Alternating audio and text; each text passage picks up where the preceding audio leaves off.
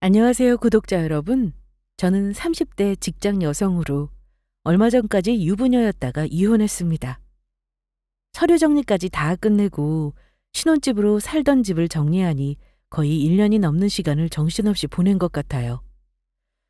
저는 결혼 2주년을 얼마 남기지 않고 이혼했고 아직도 전 시가 식구들만 생각하면 치가 떨릴 지경입니다. 어찌 막장 드라마에서나 나올 만한 사연의 주인공이 내가 됐는지 모르겠어요. 저 살면서 나쁜 짓 한 번 한 적 없고 적은 월급이지만 매달 열심히 모아 돈 모으며 정말 평범하게 지내온 사람이었습니다. 그런데 남자 한 번 잘못 만나 인생이 한 번 크게 꼬인 적이 있어요. 제가 조심한다고 피할 수 있는 일이 아니었다고 가족과 지인들이 위로해주고 있지만 사실 당사자인 저는 큰 충격에서 아직 헤어나오지 못하고 있는 게 사실입니다. 제가 결혼했던 그 남자, 사귄 기간이 짧지도 않았어요. 그래도 3년의 시간을 저의 소중했던 20대를 함께 했고요.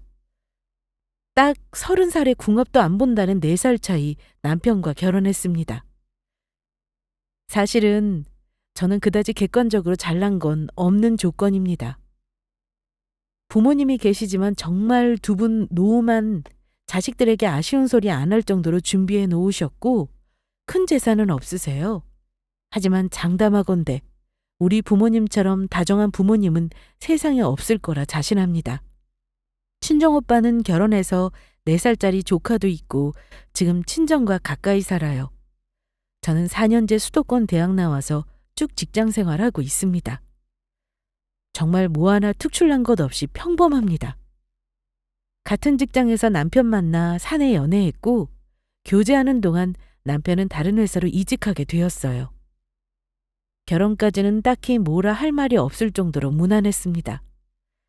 요즘에는 며느리에게 무리한 요구하는 시어머니도 많거니와 대부분 아들 가진 엄마들은 아들 부심 부리면서 내 아들이 아깝다고 하는 경우가 많잖아요. 저는 정반대였습니다. 시부모님이 저에게 아들 걷어줘서 고맙다. 결혼해서 속상하게 하는 거 있으면 다 말해라 라며 저를 엄청 감싸주셨습니다. 심지어 저는 예단도 정말 간소하게 해갔어요. 남편이 장남인데도 그랬습니다. 나는 예단 같은 거 필요 없어. 허례호식 같은 거 챙기면서 결혼 날짜나 괜히 늦추지 말고 니들 결혼이나 서둘러서 하렴. 그래도요, 저희 집에서 오빠 쪽은 개운인데 너무 간소하게 하면 서운하지 않겠냐고 하셔서요. 그런 거 없대도 그냥 우리 아들하고 네가 결혼해 주는 게 고맙지. 딴 건 필요 없다. 저는 시누이도 있었는데 시누이도 자기 엄마 거들기는 거들었습니다. 그래요, 새언니. 우리 엄마가 필요 없다는데 쓸데없는 거 하지 말고 그 돈 있으면 언니랑 오빠 살림에나 보태세요. 그래도요, 아가씨. 어떻게 아무것도 안 해요. 그건 경우가 아니죠. 그럼 제가 시훈이 뭐 필요한 거 있으면 사줄까요? 괜찮아요, 언니. 앞으로 결혼하면 볼 날이 수두룩한데 뭘 지금부터 못 해줘서 안달을 내세요? 저 진짜 괜찮아요.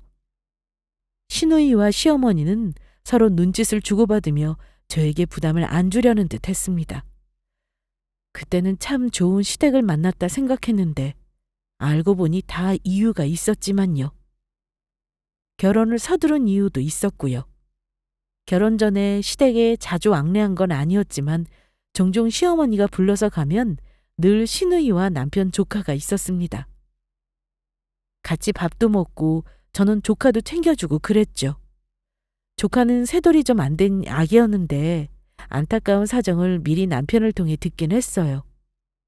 연애하면서 종종 서로의 가족 이야기를 하는데 남편은 시누이 얘기를 자주 하는 편이었습니다. 결혼해서 보니 막상 두 사람이 그다지 사이좋은 남매 같지는 않아서 좀 의아했던 기억이 나네요.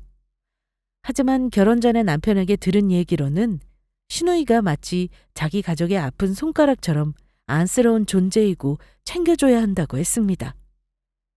사귀던 초반에 조금 충격적인 얘기를 들었는데 자기 동생이 아이를 낳았다는 말이었습니다. 내 동생이 사실 지난주에 출산을 했거든. 너한테는 말하기 창피하지만 어차피 알게 될 일이니 말해야 할 듯해서. 뭐? 출산이라니? 당신 여동생 아직 20대 중반 아니야? 벌써 결혼한 건 아니잖아. 결혼했으면 뭐가 걱정이겠어. 혼자 사고쳐서 애를 낳았으니 문제지. 배가 불렀을 때 고백하는 바람에 가족들 다 난리도 아니었어. 근데 어쩌겠냐. 자기가 낳아서 키우겠다는 걸 무슨 수로 말려. 어쨌든 아들을 낳긴 낳았는데 키우는 게 큰일이네. 당분간 내가 신경을 좀 써야 할 것 같아. 애 아빤? 애를 책임질 사람은 있는 거야? 아니 사고는 뭐 아가씨 혼자 쳤대? 남자도 원인 제공을 한 거잖아. 애 아빠는 대체 뭐라고 왜 당신 동생이 혼자 감당을 해? 같은 여자를 떠나서 진짜 열받는다. 아무튼 내 동생도 나이가 어리다 보니까 주변 친구들이나 회사에서도 아이 낳은 건 몰라. 아마 비밀로 하고 싶은가 봐. 당장은 누구 만나서 결혼할 생각도 없다니까 가족들이 좀 도와줘야 할 것 같아. 저는 남편에게 자초지종을 듣고 굉장히 분개했습니다. 물론 결혼 전 무책임하게 아이를 낳기로 결정한 남편 동생도 문제가 있지만 아이를 책임져야 할 아빠가 연락두절이라는 말을 들으니 너무 화가 나더라고요. 사고만 쳐놓고 뒷수습은 나 몰라라 하다니요. 그것도 한 아이의 인생이 걸린 일인데 참 철없는 어른들이다 싶었습니다. 그래도 같은 여자로서 얼마나 힘들었을까 생각이 먼저 들긴 했습니다. 아이 낳는 것이 뭐 범죄도 아니고 감출 일도 아니잖아요. 어린 나이에 남편 없이 아이를 책임지겠다고 마음먹은 게 대단하다고 생각했습니다. 하지만 서비스 업종에 취업을 준비 중이라 혹시 취업에 문제가 될 수 있으니 아이 낳는 건 비밀로 하고 싶다고 했다더라고. 본인의 선택을 제가 뭐 관여할 수는 없으니 그 뒤로 종종 남편을 통해 사진을 보기도 했고 조카가 예쁘다는 말을 듣기는 했습니다. 간혹 저도 어린이날이 되면 남편 조카 옷이나 장난감 같은 선물을 사서 보내곤 했어요. 딱 그뿐이었습니다. 그런데 남편은 사귀는 동안 자기 조카를 참 잘 챙기곤 했습니다. 시누이가 부모랑 같이 살면서 도움을 받긴 했지만 아빠 빈자리는 삼촌인 자기가 채워주고 싶다는 말을 많이 했죠. 결혼해서 혹시 조카를 챙기는 문제로 나와 싸움이 될 일은 없었으면 좋겠다고 미리 말을 하더라고요. 시댁과 같이 사는 것도 아닌데 저도 조카 예뻐하는 것까지 싫어하는 마음 좁은 사람은 아니었습니다. 저도 되도록 남편 조카를 잘 챙기겠다고 했죠. 결혼 전에 조카 아이를 실제로 본 적은 없어요. 상견례에도 시누이는 나오지 않았고 결혼식에도 아이를 데려오지 않았습니다. 신혼여행 다녀와서 저는 아이를 처음 봤어요. 그런데 이목구비가 그 집 식구들이 좀 진한 편이었거든요. 아이가 시누이를 닮은 것도 같고 신랑을 닮은 것도 같더라고요. 근데 일단 아이가 남자아이인데도 생긴 게 참 예쁘더라고요. 어린데도 이목구비가 시댁 식구들처럼 진했습니다. 조카를 보니까 이렇게 예쁜 애를 낳고 책임지지 않겠다고 한 시누이 예전 남자친구가 참 믿기까지 했습니다. 그때 제가 남편에게 그랬어요. 여보, 당신 조카 말이야. 핏줄이라는 게 무섭긴 무서운가 봐. 옷 좀 당신하고도 닮은 느낌이 있네? 그런데 생각 없이 한 말에 남편은 운전하다가 핸들까지 꺾을 정도로 당황하더라고요. 뭐? 시훈이가 나를? 당연히 조카니까 나도 닮은 구석이 있겠지. 근데 사실 내 동생을 더 많이 닮긴 했잖아. 처음에는 그런가 싶었는데 가만 보니까 아니야. 당신 눈이랑 입술이랑 완전 쏙 뺐던데? 오히려 아가씨랑 당신은 닮은 구석이 딱히 없는데 말이지. 그러니까 유전자가 무섭다는 말이 있는 거지. 왜 할머니랑 손녀랑 닮은 경우도 있고 고모랑 조카가 뜬금없이 닮기도 하니까. 아무튼 조카가 나를 닮았다니까 좋긴 하네. 아무튼 저는 남편 조카를 보고 나서 기분이 여러 가지로 묘했어요. 남편은 무슨 말만 하면 자기 조카가 그렇게 예쁜지 이렇다 저렇다 자랑을 엄청 많이 하더라고요. 그러면서 이제부터 자주 못 보러 오는데 어찌해야 할지 모르겠다며 서운해했습니다. 사실 결혼하면서 남편이 이직을 또 하는 바람에 회사가 좀 멀어졌거든요. 사귀는 동안 남편은 2번의 이직을 했습니다. 저와 만나기 시작하면서 회사를 옮겼고 또 한 번 월급을 많이 준다는 곳으로 옮겼는데 그게 시댁 근처였어요. 저희 시댁은 평택이고 제 직장과 친정은 부천이라 거리가 좀 있습니다. 그러다 보니 신혼집은 제 직장 출근이 가까운 곳으로 했고 남편은 제조회사라 3교대를 해야 하니 회사 기숙사에서 지내겠다고 했죠. 그래서 결혼할 때부터 우리는 주말 부부로 살았습니다. 친정에서는 신혼 때 주말 부부로 사는 걸 굉장히 걱정하셨어요. 게다가 결혼할 때 시댁에서는 결혼을 서두르면서도 뭐 하나 보태주신 건 딱히 없습니다. 어영부영 제가 전세자금 대출도 받고 돈을 보탰으면 보탰죠. 뭐 저도 친정 부모님에게 큰 도움 받은 건 없어요. 20대 초반에 직장생활 시작해 30이 되었는데 부모에게 손 벌리고 결혼할 생각은 없었습니다. 하지만 결혼하는 일이 아무리 돈을 아끼려 해도 어쩔 수 없이 목돈 들어가는 일이 많은 거 아실 겁니다. 집은 당연한 거고 모든 돈이 드는 일이더라고요. 제가 돈에 악착 같은 면이 좀 있어서 결혼할 때 현금 여유로 1억 2천 정도가 있었는데 남편은 처음에 집은 자기가 마련하겠다고 했었어요. 그런데 중간에 시누이가 직장 때문에 독립하면서 돈을 보태줘야 한다고 나중에 신우집 뺄 때 보증금 받으면 그 돈을 가져오겠다고 하더라고요. 솔직히 말하면 결혼자금으로 자기 동생 보태준다는 말이 썩 유쾌하지는 않았습니다. 하지만 어린아기를 혼자 키우는 시누이의 얼굴이 눈에 밟히니 도저히 싫다고 할 수가 없었죠. 보증금은 어디 도망가는 돈이 아니니 저도 수긍했고 어쩔 수 없이 제 이름으로 그 당시 작은 평수 아파트에 전세대출을 받아 들어가게 되었죠. 그리고 결혼 전 서로 기본적인 건강검진을 하고 주고받았고 그럴 리는 없지만 각자 가족관계 등록부까지 떼어 교환했습니다. 이건 친정오빠가 저에게 당부한 거예요. 물론 아무 일 없겠지만 건강검진과 가족관계 등록부는 기본이라 생각하고 교환해서 보라면서요. 물론 저도 그렇지만 남편도 건강했고 가족관계 등록부나 기존 증명서는 별다른 기재사항이 없었습니다. 그렇게 결혼하고 처음부터 주말 부부를 하려니까 사실 좀 서운한 점이 많았습니다. 일주일에 한 번 만나는 주말 부부라고 하지만 사실 매주 남편이 집에 오는 건 쉬운 일이 아니었어요. 그래서 실제로 얼굴 보는 건 한 달에 2~3번 정도였어요. 한창 신혼 때니 저도 남편과 하고 싶은 게 얼마나 많았겠습니까? 그런데 한 달에 3번 올라오면 한 번은 자기 본가에 간다고 하는 사람이었습니다. 그것도 가면 늘 자고 와야 한다고 했어요. 우리 부모님 집에 안 간지 거의 한 달 됐지. 다음 주에 집에 가면 본가에 좀 들르자. 가서 우리 시훈이 좀 챙기고 같이 가족들하고 밥도 먹고. 어때? 어? 그래도 오래간만에 왔는데 난 우리들이 오붓하게 바람 좀 쐬고 싶어. 다음번에 가면 안 되는 거야? 내 동생이 많이 힘든가 봐. 회사 다니면서 애까지 보기 힘들어서 엄마 집에 애를 맡겼나 보더라. 그러니까 엄마는 엄마대로 힘들고. 아까 연락드렸더니 엄마가 짜증을 엄청 내시더라고.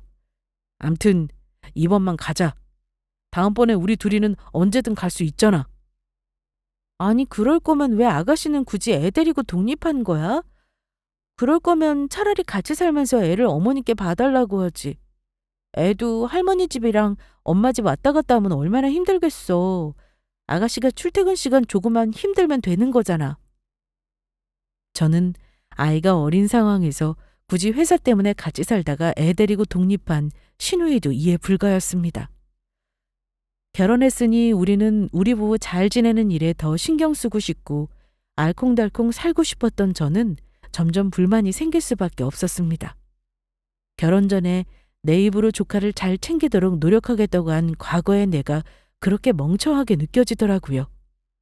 저는 설마 하니 조카를 아직 나는 낳지도 않은 자식처럼 생각해야 할 줄은 몰랐어요. 시댁에 가면 어머니는 애 보느라 힘든 기색을 역력히 내십니다.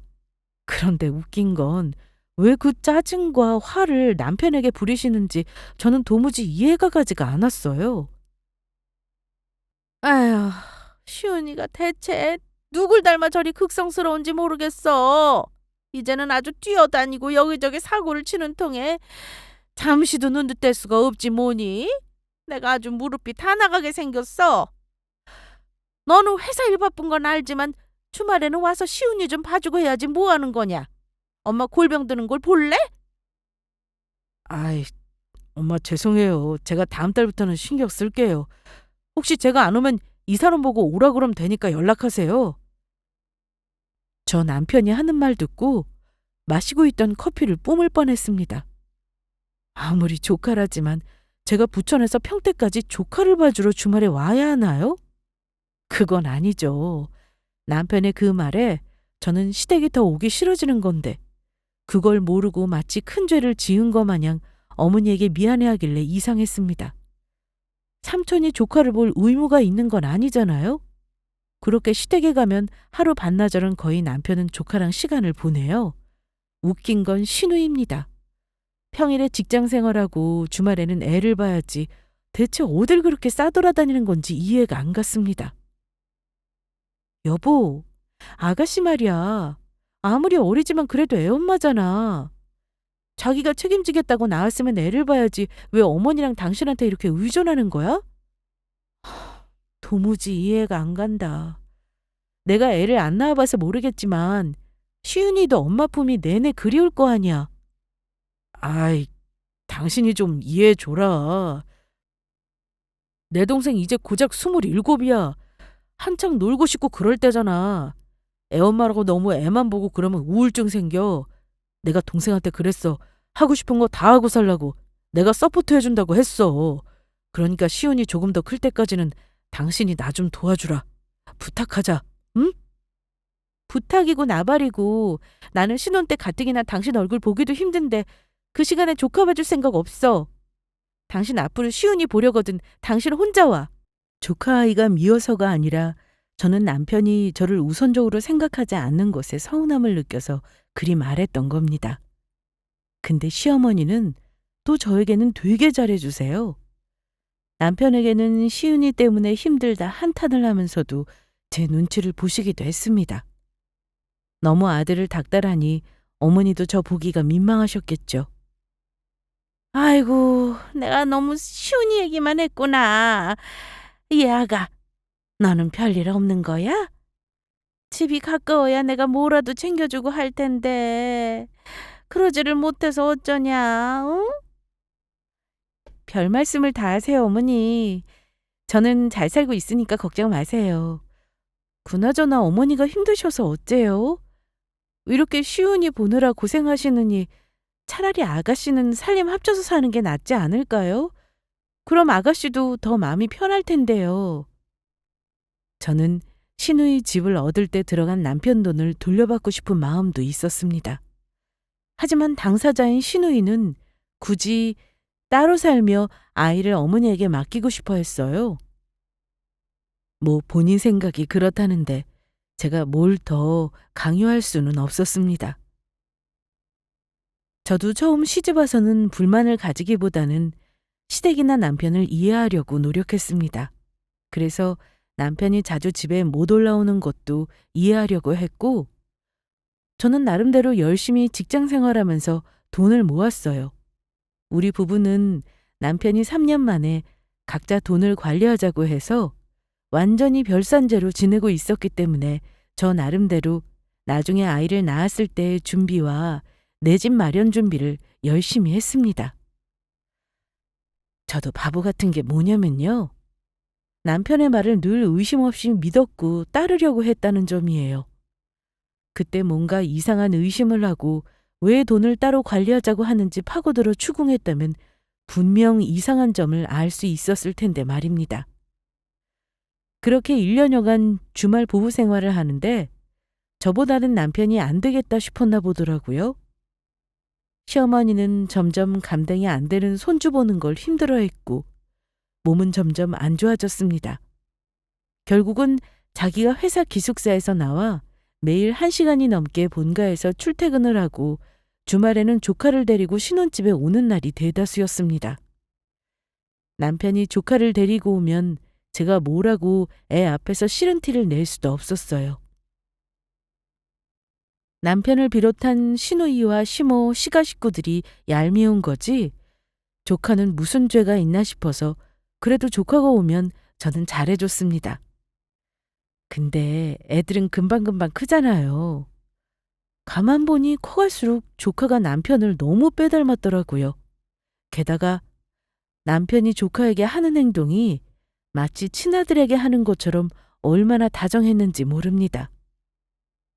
여보, 당신 가만 보면 시훈이 아빠 같아? 아니, 애한테 하는 행동이 조카가 아닌 것 같다니까? 뭐? 아이, 참. 아이, 그냥 첫 조카고 특수한 상황이니 안쓰러워 그런 거지. 아빠 같기는 무슨.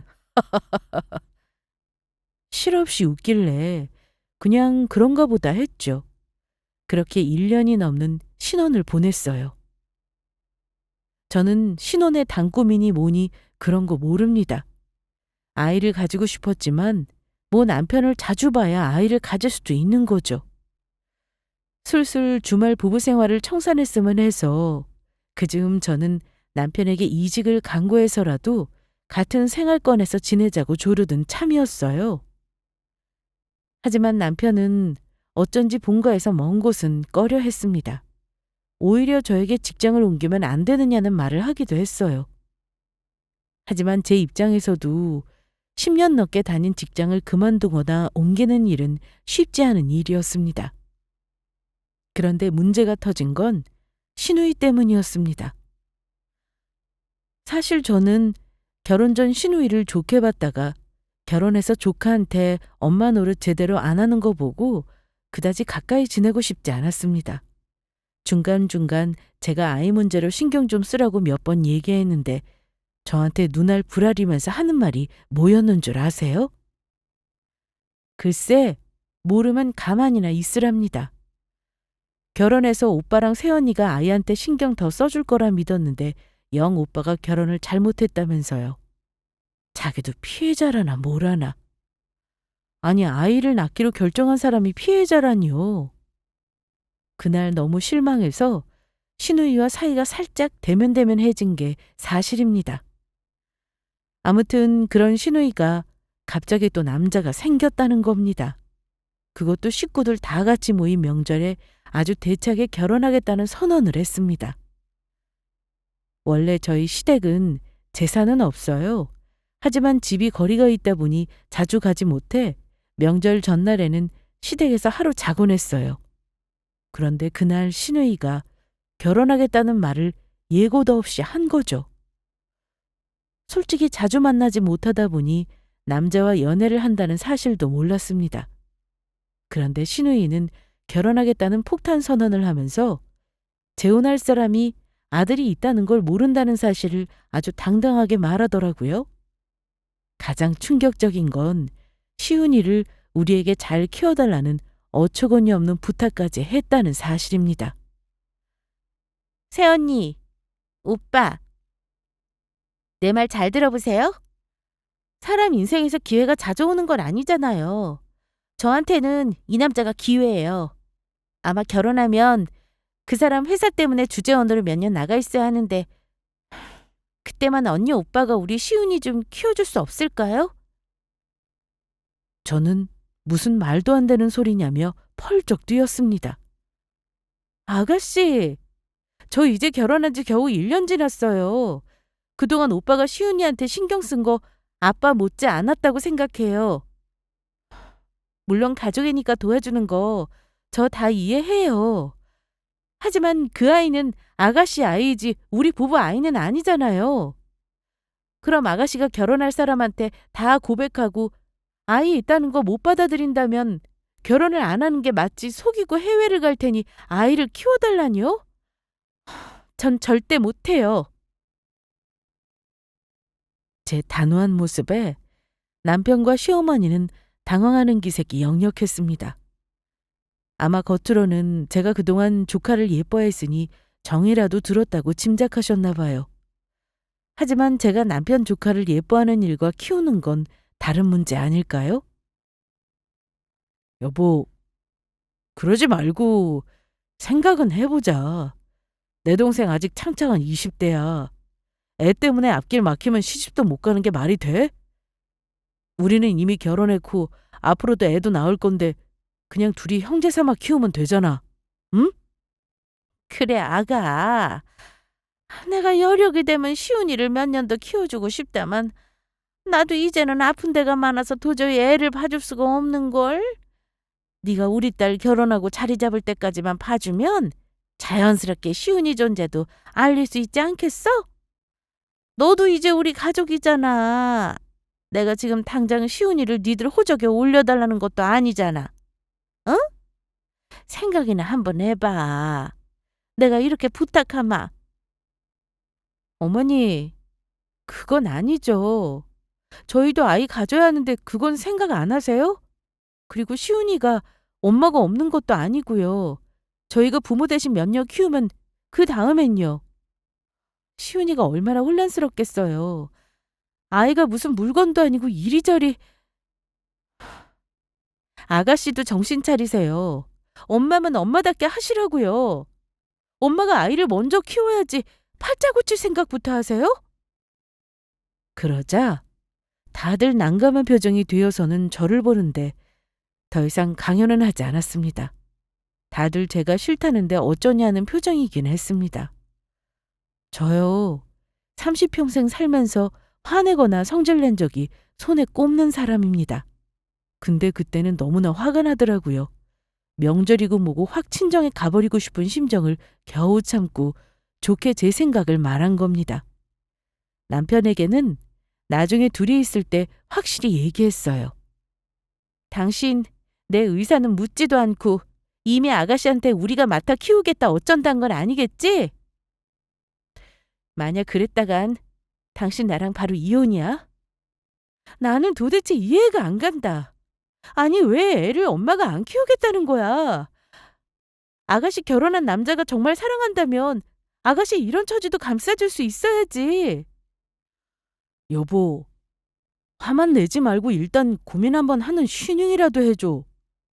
내 동생이 애 때문에 평생 혼자 살 수는 없는 거잖아, 어? 당신 아무래도 이상해. 왜 유독 조카한테는 이렇게 매번 어쩔 줄 모르는 거야? 우리는 정작 애도 없는데 어떻게 조카를 키울 생각을 하냐고. 암튼 나 내일 친정 가서 부모님한테 이런 얘기 안 하게 당신 오늘 행동 확실히 해라. 제가 펄쩍 뛰며 거절 의사를 표시한 이후 시댁 식구들은 다들 제 눈치를 보더라고요. 그날 음식을 다 하고 나서 저는 남편이고 어머니고 전부 다 꼴보기 싫은 마음에 혼자 맥주까지 한 캔하고 잠자리에 들었습니다. 남편이 쓰던 작은 방에 누워 잠을 청하려 했지만 술이 약한데도 불구하고 잠이 안 와 계속 뒤척이게 되더라고요. 남편은 제가 잔다고 했더니 거실에서 동생과 술 한잔 더 하며 얘기해보겠다길래 난 빠질 테니 확실하게 결론 지으라고 으름장을 놓았습니다. 한참 동안 뒤척이다가 까무룩 잠이 들긴 했던 것 같아요.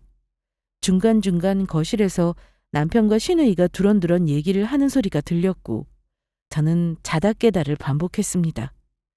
그러다가 문득 거실에서 나는 목소리에 집중이 되면서 잠이 확 깨는 기분이 들었어요.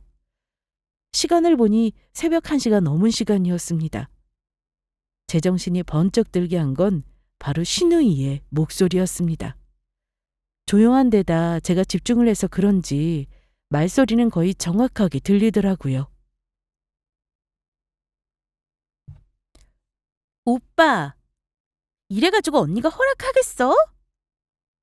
그동안 시은이 많이 보여주면서 정들게 좀 하라니까 오늘 보니 말짱 도루묵이네.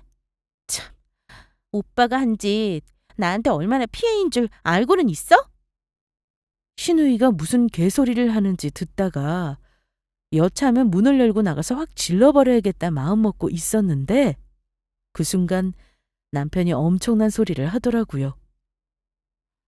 내가 어떻게든 너한테 피해 안 가게 할게. 조금만 참아봐. 저렇게 반대해도 마음 약해서 내가 조르면 아마 결국 허락할걸? 아, 됐어. 시훈이 태어났을 때 오빠가 나한테 혼외자로 올려달라는 부탁 그냥 거절할걸. 내가 왜 조카를 입양하고 호적까지 올려서 이 고생을 하냐고. 오빠가 저지른 일로 내가 왜 피해를 봐야 하냔 말이야. 대체 시훈이 친모는 뭐 하는 거야? 몰라. 재혼했으니 시훈이가 다시는 안 나타났으면 하겠지.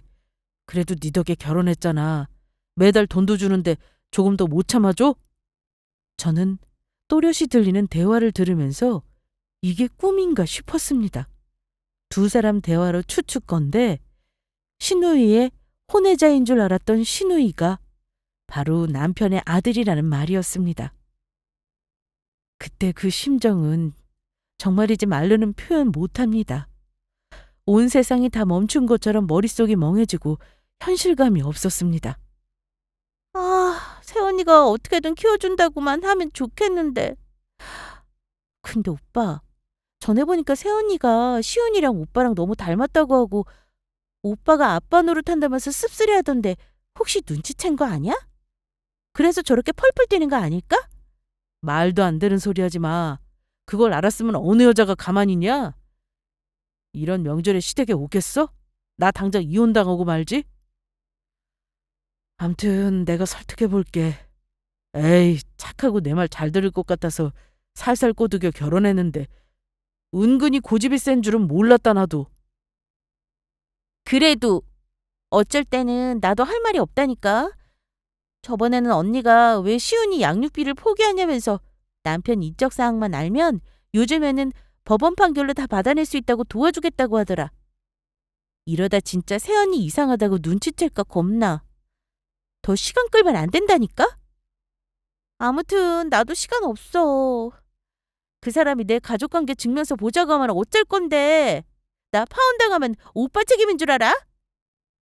그 뒤로도 한참 이어지는 대화는 어떻게 하면 제 조카를 받아들이게 하고 나중에 자기 호적으로 옮길까 하는 계획으로 이어지더군요. 그날 저는 한숨도 자지 못했습니다. 그제야 제가 그동안 무심히 지나친 사소한 일들이 떠오르더라고요. 남편이 시훈이와 꼭 닮은 점, 시누이가 도통 아이 엄마 같지 않게 행동하고 독립까지 해서 매번 어머니에게 애를 맡긴다는 점, 어머니가 남편에게 은근히 시훈이를 떠넘기려 했다는 점 등이요. 왜 진작 내가 몰랐을까? 왜 의심을 하지 않았을까 싶더군요. 저는 너무나도 상식적인 사람이라 이런 비상식적인 일이 설마 제 일상에 일어나게 될 줄은 전혀 몰랐으니까요. 그래서 의심조차 한 적 없었습니다. 다 뒤집어 엎고 친정으로 가버릴까 했지만 저는 대화를 듣는 순간 너무 큰 충격을 받은 나머지 녹음을 할 생각도 못했어요. 저에게는 법적으로 조카가 남편의 아들이라는 걸 증명할 것이 아무것도 없었습니다. 그래서 저도 나름의 계획을 세웠어요. 가장 정확한 증거는 바로 조카와 남편이 친자관계임을 증명하는 서류가 아니겠습니까? 다음 날 저는 남편을 때려 죽이고 싶은 마음을 억누르며 혼신의 연기를 했습니다. 그리고 친정으로 출발하기 전에 조카 아이의 머리카락과 칫솔까지 몰래 챙겼습니다. 친정에서 우리 부모님은 사위가 고생한다고 잘해주시는 거 보고 저 속으로 정말 피눈물 흘렸습니다. 이 악물고 내가 증거 챙겨서 이 인간과 이혼하겠다고 결심했죠. 남편 머리카락 챙기는 일이야 쉽죠. 혹시나 해서 마찬가지로 칫솔까지 챙겼죠. 그리고 망설일 것 없이 저는 친자 확인 유전자 검사 신청을 했습니다. 요즘은 비용도 적고 결과도 3, 4일이면 나온다고 하더라고요. 검사 결과를 기다리면서 변호사에게 이혼 소송도 상담받았네요. 저 같은 경우는 이혼 소송이 아닌 혼인 취소 소송이 가능하다고 하더라고요. 만약 배우자가 친자 존재를 속인 것이 입증된다면 사기죄로 고소하고 정신적 물리적 손해배상 청구도 민사로 가능하다 했습니다. 저는 할 수 있는 모든 법적 수단을 동원해서 그 사람을 단죄할 생각이었습니다. 웃긴 건 설날에 저에게 시훈이를 키워달라고 부탁한 이후 남편은 저에게 지극정성이었다는 사실입니다. 원래는 매주 올라오지도 않던 사람인데 저에게 그동안 무심했다며 얼마나 챙기는 척을 했는지 몰라요. 심지어 자기 시누이에게 돈을 갖다 바치느라 저에게 월급 한 번 안 주던 사람이 현금 100만 원을 쥐어주면서 출근할 때 입을 옷 한 벌 사입을 하나요? 여보, 우리가 시훈이 잘 키우고 나중에 우리 애도 나오면 우리는 효도를 2배로 돌려받는 거잖아. 안 그래? 내가 당신한테 진짜 잘할게. 그러니까 우리 동생 시집가게 당신이 좀 도와줘. 뻔뻔스럽게 자기 아들을 조카라 말하며 우리 애를 낳자는 말까지 입에 올리더라고요. 내가 그 인간이 누군지도 모르는 여자와 붙어먹고 낳은 아들을 미쳤다고 내 자식과 같이 기르겠습니까? 저는 남편놈의 뻔뻔한 모습을 보며 피식하고 웃었습니다. 그랬더니 제가 긍정의 표현을 했는 줄 알고 얼마나 거품을 물며 설득했는지 몰라요. 저는 남편이 하는 원면쇼를 지켜보기만 하고 모든 서류가 준비될 때까지 대답하지 않았습니다. 그리고 저는 제 돈이 들어간 신혼집을 주인에게 말해 내놓았어요.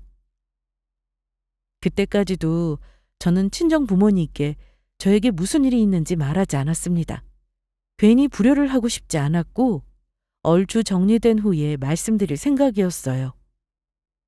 며칠 후 기다렸던 친자 확인 검사 결과지가 나왔어요. 당연히 결과는 99.9999%. 남편과 시훈이는 친자 관계였습니다. 알고는 있었지만 서류로 보니 한 번 더 뼈를 맞는 기분이더라고요. 저는 그 결과를 증거로 남편과 시어머니 그리고 시누이까지 깡그리 고소했습니다. 그리고 혼인 취소 소송과 손해배상 청구 소송도 진행했어요. 그리고 집에서 남편 짐을 모조리 빼서 시댁으로 붙였습니다. 며칠 후 남편에게서 연락이 왔더군요. 아니나 다를까 아마 경찰서에서 고소건으로 연락이 갔던 모양이더라고요. 여보, 당신 뭐야? 나를 고소해? 나랑 어머니랑 내 동생까지 왜 피의자라는 건데? 경찰이 일단 와서 들으라는데 갑자기 나를 왜 고소하냐고? 아, 연락이 오늘 갔나 봐. 대한민국 경찰들 일 잘하네. 이렇게 며칠 만에 연락이 가다니 말이야. 아, 조금 있으면 당신 어머니 집으로 이혼소장도 갈 거야. 뭐야? 이혼소장? 당신 미쳤어? 갑자기 왜 이러는 건데? 당신 설마 내가 시훈이 키우자고 해서 이러는 거야? 그럼 안 키우면 되잖아. 사람이 왜 예고도 없이 급발진이야? 뭐? 급발진? 웃기시네. 아들 있는 거 사기치고 몇 년 동안 나한테 거짓말하며 결혼한 당신은 대체 뭔데? 나 속이면서 그동안 양심의 가책도 없었냐? 시훈이! 당신 조카 아니잖아. 당신 아들이잖아. 내가 당신한테 시위하려고 소장 들이미는 것 같니? 당신 나한테 한 짓 엄연한 사기야. 알아? 난 도저히 당신이랑 당신 식구들 용서 못해. 나 속인 대가는 치러야 할 거 아니야. 알아? 다시 침묵이 흐르길래 저는 전화를 끊어버렸습니다. 곧이어 시누이와 시모에게 연달아 연락이 왔지만 저는 번호를 죄다 차단해버렸어요. 아마 똑같이 피의자로 고소사건이 접수되었으니 출석하라는 연락을 받았겠죠. 또 제가 보낸 남편 짐 때문에 아마 한바탕 시댁은 난리가 났을 거고요. 다음날 회사에 연차를 냈는지 남편이 아침부터 득달같이 올라왔더라고요.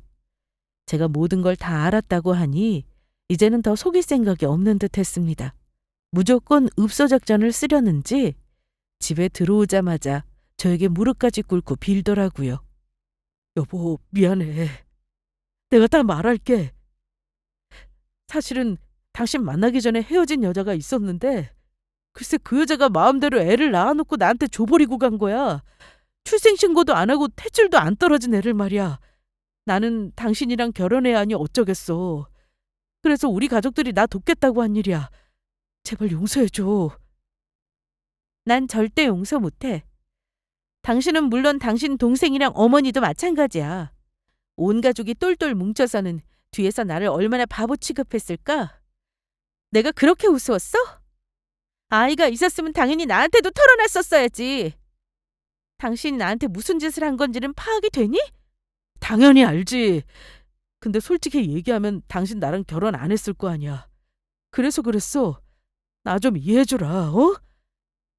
그건 내가 선택할 내 몫이었어. 당신은 나 속이고 내 선택권을 박탈한 거야. 그동안에 내 시간도 낭비하게 했고 나를 기망했어. 알아? 당신이 저지른 건 책임져. 난 무조건 법대로 처리할 거야. 근데 왜 꼭 형사처벌까지 하려는 건데?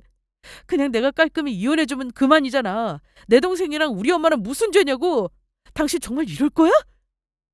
만약 남편이 결혼 전 처음부터 아이가 있다면 모든 걸 솔직하게 말했다면 저는 어떤 선택을 했을까요? 그때는 저 정말 남편을 사랑했습니다. 설사 저 만나기 전 사귀던 여자가 애를 두고 사라졌다고 해도 저는 감내했을지도 몰라요. 하지만 모든 걸 속이고 결혼한 건 경우가 다른 거죠. 그야말로 몇 년의 세월 동안 저를 감쪽같이 속인 건데 그 인간을 믿었던 마음이 배신당했을 때 제가 느낀 감정은 뭐라 설명할 길이 없네요. 그냥 이혼밖에는 답이 없는 거죠. 그래도 가족이라 생각했던 남편과 시누이 그리고 시모까지 저를 속였다고 생각하니 다시는 다른 인간도 믿지 못할 것 같은 기분이었습니다. 결론만 말씀드리면 남편은 기소 의견으로 검찰에 송치되어 처분을 받았습니다. 물론 구속까지는 아니었고요. 고소를 진행하며 알게 된 건데 제 경우 시누이와 시모까지 형사처벌을 하긴 어렵다고 하더라고요. 가장 중요한 저를 속였다는 행위는 형사처벌이 어렵고 다만 위자료 청구나 손해배상이 가능하다는 조언을 변호사에게 들었습니다. 어쨌든 저는 손해배상 청구 소송을 진행하면서 거의 1년 동안 재판을 거쳐 2천만 원의 배상을 받았습니다. 물론 전 남편에게 위자료도 받았고요. 시댁 식구들과 남편에게 진심 어린 사과도 받았습니다. 합의해달라고 저를 설득했지만 저는 끝까지 해주지 않았어요. 아무리 자기들 고가 석자라 해도 일단 제 앞에서 무릎 꿇고 비는 모습을 봤으니 그걸로 만족하기로 했습니다. 게다가 시누이는 재판을 받으러 다니면서 결혼할 남자에게 사실이 알려져 결국 파혼했다고 하더라고요. 온 집안이 다 거짓말하는 사람들인데 제정신 박힌 남자라면 절대 결혼 안 하는 게 당연한 거죠. 황당한 건 본인들이 죗값 받는 건데 신우는 저에게 악다구니를 쓰더라고요. 자기는 오빠가 하자는 대로 한 피해자라면서요. 물론 죄 없는 아이를 생각하면 마음이 아프기도 합니다. 제가 더 화가 나는 건 친아빠라는 남편놈이 자기의 애꿎은 아이를 이 엄청난 일에 끌어들였다는 사실이었어요. 전부 어른들 잘못이지 아이는 죄가 없으니까요. 이런 엄청난 거짓말을 하는 아빠 밑에서 사랑으로 자랄 수 있을지 참 걱정이더군요.